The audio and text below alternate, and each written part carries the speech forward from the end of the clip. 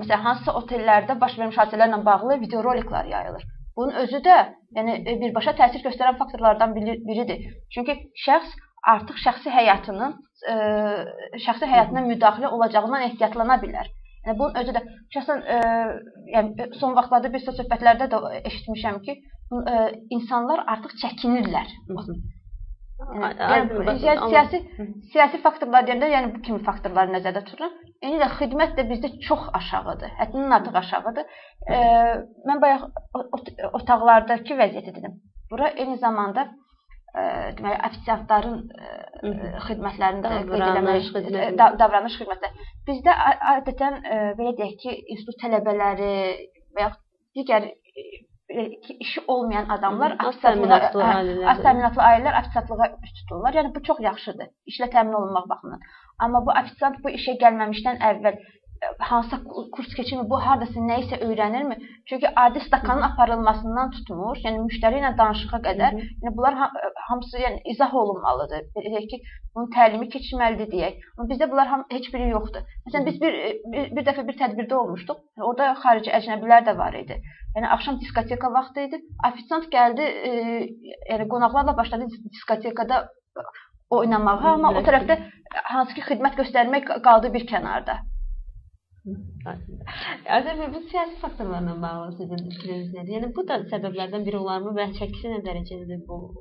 Yəni istənilən halda söhbət əgər turizmin inkişaf etdirilməsindən gedirsə, təbii ki, bu istənilən faktor bu turizmin inkişaf etdirilməsinə mənfi ya müsbət təsir göstərə bilər. Təbii ki, siyasi faktorların da müəyyən mənada burada rolu var, öz kifayət qədər. Amma mən bir məsələni xüsusilə vurğulamaq istəyirəm, o təhlükəsizlik məsələlərini ki, Aytən xanım qeyd elədi, tamamilə razıyam. Təhlükəsizlik məsələləri ümumiyyətlə turizm sektorunun inkişafı ilə yəni paralel şəkildə təmin olunacaq bir məsələ olmalıdır. Nəyə görə? Çünki bu günün özündə Gürcüstanı götürək fərz ilə biz misal olaraq Gürcüstana hər dəfə müraciət edirik. Amma gəlin görə Gürcüstanda görə turizm sektoru da kifayət qədər təhlükəsizlik nöqteyi nəzərindən müdafiə olunurmu? Olunmur. Gürcüstanda hətta mən bilirəm ki, mənim Gürcüstanda bir neçə belə tədqiqat mərkəzlərinə mənim əlaqəm var və onların bir çox proqramlarında mən ekspert qismində iştirak eləmişəm və orada müəyyən aşkar olunub ki, ümumiyyətlə turizm sektoru orada lazım səviyyədə turizm sektorunun təhlükəsizliyi təmin olunur. Yəni belə deyək, turistin ölkə ərazisindən daxil olarkən, turist kimi daxil olarkən Tavənd onun həmin ölkə ərazisində müxtəlif yerlərdə gəzməkləri və s. və ilaxır, onun həyatına olan təhlükələr kimi məsələlər həmin o böyük turizm sindikatı tərəfindən yəni təmin olunmur. Və baxmayaraq ki, biz o vaxt o araşdırmaların nəticələri olaraq Avropa Komissiyasına Gürcüstanla bağlı bir neçə təkliflər irəli sürdük, amma təəssüflər olsun ki, Avropa Komissiyası hətta bu kimi ciddi məsələyə diqqət yetirmədi və sonda məsələ gəldi ona çıxdı ki, Gürcüstanın özünün dövlət strukturları xüsusilə də bu məsələyə önəm verməyə başladılar və artıq onlar özləri bununla bağlı hansısa bir konsepsiyanın hazırlanmasına başlayırlar hal-hazırda. Amma yenə də dediyimiz o təminat məsələləri yoxdur. Təbii ki, Azərbaycanda hələ inkişafda olan turizm sektoruna danışırsa, burada heç bir təhlükəsizlikdən belə söhbət gedə bilməz.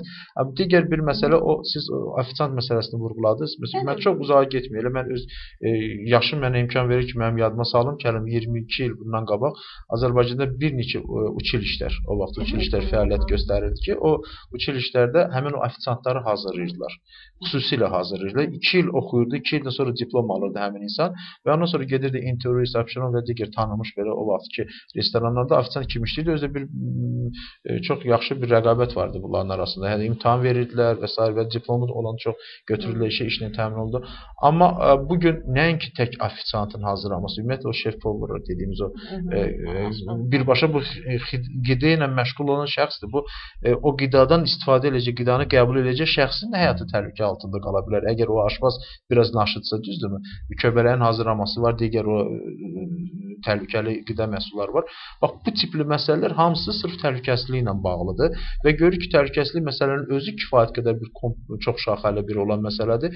İndi biz biraz böyük şeydən yapışdıq, amma ilkin mərhələdə ən azından o qiymət siyasətinə təsir eləmək olar, ən azından o xidmət səviyyəsinə təsir eləmək olar, ən azından o dediyimiz kimi o turizm inkişafı üçün zəruri ola biləcək şəraitin yaradılmasına təsir eləmək olar. Bir məsələni də qeyd eləmək istəyirəm.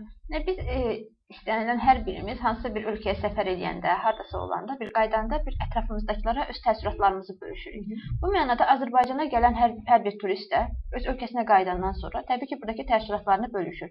Bu mənada biz Binə hava limanından tutmuş, ta ki o istirahət kompleksindəki baş verənlərə qədər bütün bunları biz ayrı-ayrılıqda təhlil etməliyik və orada hardakı nöqsanlar varsa, onların hər biri aradan qaldırılmalıdır. Ola bilər ki, bugün bizə xırda bir amil kimi görünən səbəb, amma turizmin inkişafına gələcəkdə çox böyük təsir göstərən bir səbəb ola bilər. Yəni, mən bayaq bir təhlükəsizlik məsələsini deyəndə bir məsələni də qeyd etmək istəyirəm. Bir müddət əvvəl yadınızdadırsa bəyanatlar yaydılar. Deməli, ABŞ Dövlət Departamenti var idi, onun içində İsrail var idi və Böyük Britaniya var idi. Yəni, öz vətəndaşlarını Azərbaycana getməkdən çəkinməyə çağırırdılar. Yəni, mən siyasi məsələlər deyəndə həm də mən bunu nəzərdə tuturam. Ya, bu insan hüquqlarına bağlı olan məsələlərdir.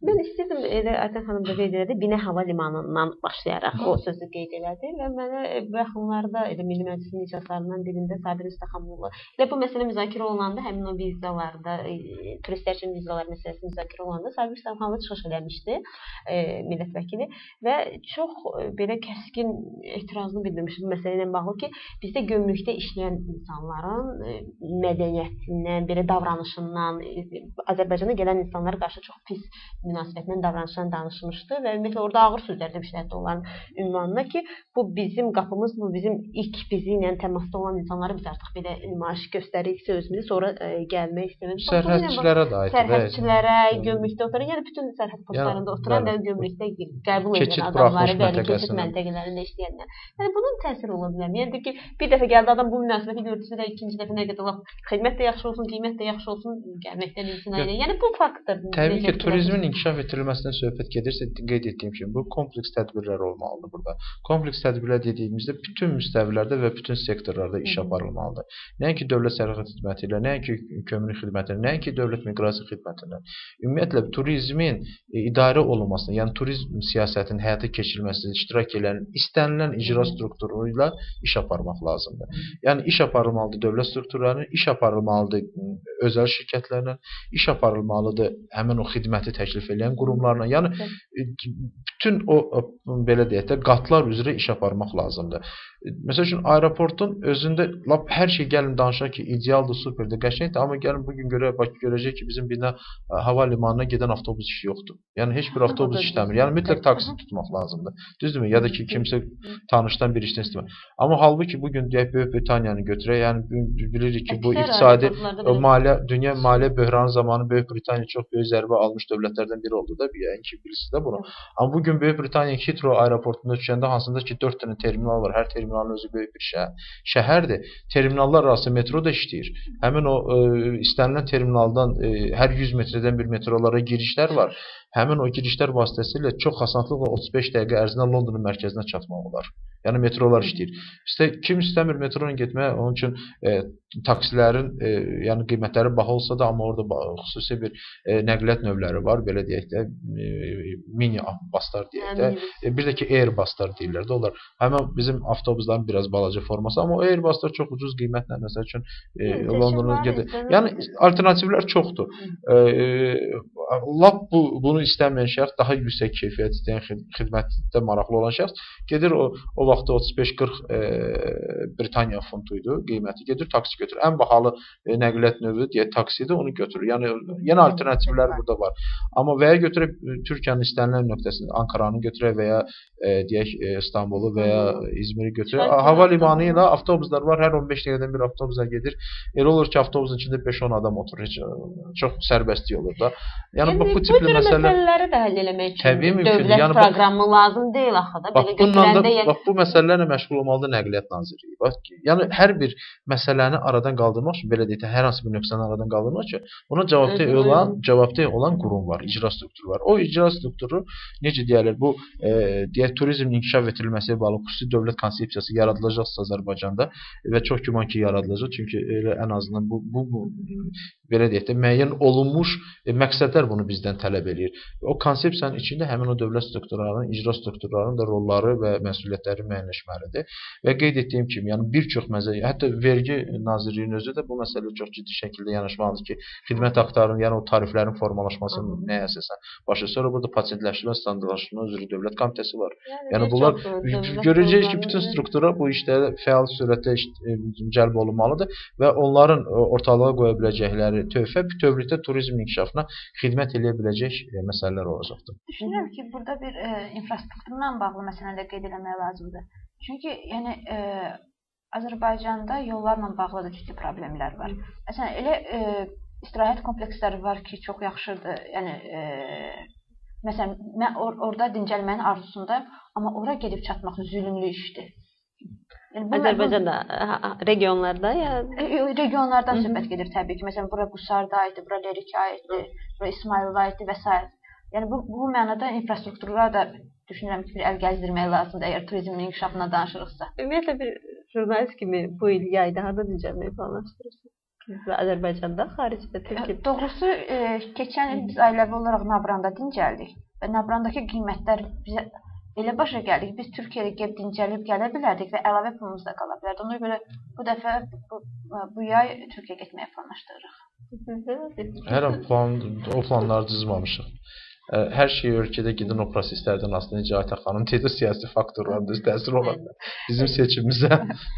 Hədər bəy, bir sual da vermək istəyirəm. Əgər siz təkliflər planı hazırlasaydınız, düzdür, bayaqdan biz burada çox istiqamətləri danışdıq. Ancaq birinci yerdə, birinci təklif nə olardı turizmlə bağlı?